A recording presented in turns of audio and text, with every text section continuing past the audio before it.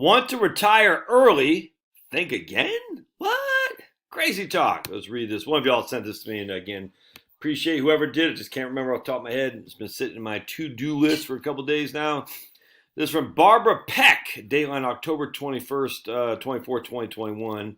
She's a creative, versatile editor and writer. She has worked for 16 years as a travel leisure magazine. Huh? She's worked for 16 years as an editor of a travel/leisure magazine. Okay. That seems odd to me, but let's take a look here. Some people, this is on Investopedia. Okay. Some people consider early retirement to mean leaving the workforce at 55. Most of us do not take this path, unless you're not lucky enough to have a full pension and benefits that kick in that early. You probably need to work till at least until you're 67 to accrue enough money for a comfortable retirement. Oh, good night. Who's this lady again? Barbara. Can you just, for 2 seconds, I'm begging you, Barbara, think outside the box. I know you're not part of this industry, but just, gosh, can you just think outside the box, please? What, based on what, Barbara? What is this based on? Of course, you may want to work even longer just to keep your mind and body active and possibly extend your life. Well, is there evidence that working longer extends your life? I've seen a couple articles that say working longer hurts your life expectancy. Here are 8 reasons why retiring early may not be a good idea. I haven't read this, so we're going to check it out. So let's see. Not enough savings. If you're a baby boomer, you might have started your family late, and now that you're nearing retirement age, you may still have kids in college. You could also have elderly parents who need help paying for high medical bills or nursing home fees. Maybe you still have a mortgage, credit card debt. If your plan is to stay in your home and maintain your existing standard of living, That's key. What does that mean exactly? My existing standard of living with my 4 kids, this big fat house, big fat mortgage, auto insurance. I got to pay for not a teenage girl. One's a 21-year-old and one's an 18-year-old girl. 2 teenage boys coming up. Property taxes here in Fulton County. All the stuff we got to pay for sports, college, whole thing. I'm not going to maintain my standard of living. My standard of living is going to go down in terms of what this means in terms of expenditures. My standard of living / expenditures is going to drop significantly. But you know what's going to go up? My quality of life. Not because I don't love my kids, but because my living expenses will drop dramatically. And I'll be like, oh, ain't so bad. All right. You need to take a look at the size of your nest eggs before deciding whether to retire early. Living longer than expected. I don't think people are living longer than expected. I think people are overestimating how long they live, frankly. I do. Life expectancy, your estimate of life expectancy is listed on your Social Security statement. All right. However, your personal life expectancy might differ for a variety of reasons. Let's say your family has had a history of longevity, or you eat a healthy diet, get plenty of exercise, take your medications as prescribed. Yeah, I don't think that's predictive of living a long, healthy lifestyle. Taking your meds. Take your meds. All right. According to Social Security, about 1 in 3 60-year-olds will live past 90. Yeah, that's only 33%. 1 in 3 will live past 90. Okay.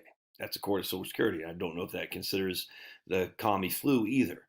So that means 67% won't live past 90. The average, I hate the average monthly benefit thing. It's stupid. For retirees with no savings, no pension, it may be hard to meet basic living expenses on Social Security alone. Yeah, you don't know that. You just simply don't know. You're just speculating here. Increased mortality. A 2017 paper published in the Journal of Public Economics found a link between early retirement and mortality rates, especially among men. Oh,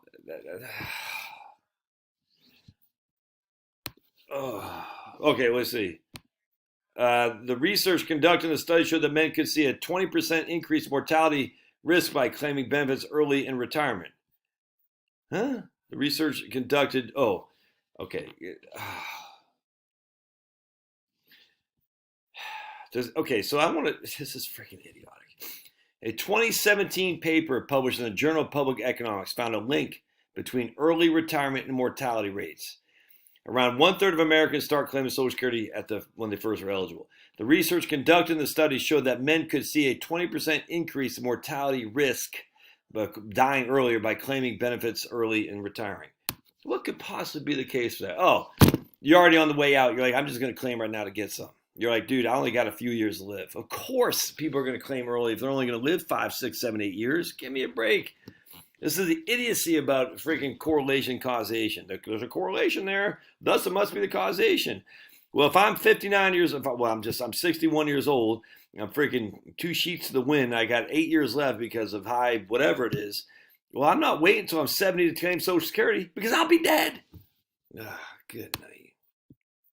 Bye-bye bucket list. The more you put away, the more you can pamper yourself in your retirement years. Sure, Cape Cod is nice, but what about going to whatever, taking a Caribbean cruise? If you stay in the workforce, you can grow your 401k significantly, then live out your dreams. Okay. Reduce Social Security. We know about that. You don't have to collect benefits at your full retirement age. We know about that. If you started late in the workforce and didn't consistently stay working to raise some kids, you may not have hit the magic number 35. The years you don't work will still be factored into your benefits. That's right. Of course, if you can afford to and amass enough work credits, you don't have to file early for Social Security, even if you stop working early. I completely agree with that. I think a lot of people think I retire means I have to apply, which actually the Social Security statement leads you to believe that. It's weird.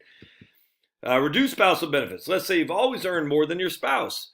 If you die first, the Social Security benefits that you're collecting will go to your surviving spouse for the rest of their life. Thus, that's after 62. Your spouse is caring for a child, okay? If you start collecting benefits before your full retirement age, you'll be getting a lower amount. All right. Let's see. Here we got Charlotte Doherty of Doherty & Associates says early claiming results in lower benefits over longer lifetimes. All right. Early claiming, okay. Well, I agree with that. Lower benefit, but over longer lifetimes. But we don't know. I mean, I tend to agree with that. But just to say that you're going to get lower benefits by claiming early, we don't necessarily know because you might not be around to have the longer benefits. Again, I think we're assuming a lot of people live to their 90s. And she said specifically, 1 in 3 people do. That means 2 in 3 people don't. So how long does 2 in 3 people live? The golden years needs early retirement handshake with your employer could be less lucrative. Is the amount enough to see you through? If you have to buy Cobra until you're eligible for Medicare, that won't come cheap. Buying Obamacare through the health insurance marketplace might not be inexpensive depending on your financial situation. Well, what will happen to health insurance for the next few years is very much in doubt. You'll probably need a financial professional to walk you through the options. I don't know about that. I mean, 100%, but a lot of financial planners don't even know anything about Social Security, never mind health insurance. If you change your mind after you take early retirement and want to return to the workforce, it won't be easy. Whether you quit your last job or laid off, finding new employment when you're over 50 can be a struggle. And there's chicken jobs galore out there now. All right, whatever.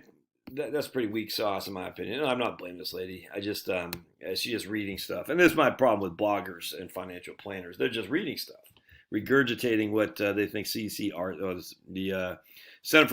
the Center for Retirement Research over at Boston College, I think it's what it's called, or some professors say at Georgia State, they have their studies and stuff.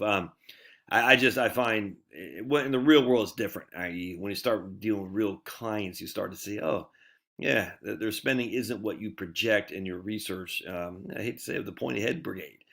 They're just not on the ground. They don't have boots on the ground. And sadly, they just read what the media is saying. They think that's the correct way to look at it. And I completely disagree, which is why I do the channel. All right. Love your thoughts. Thanks now.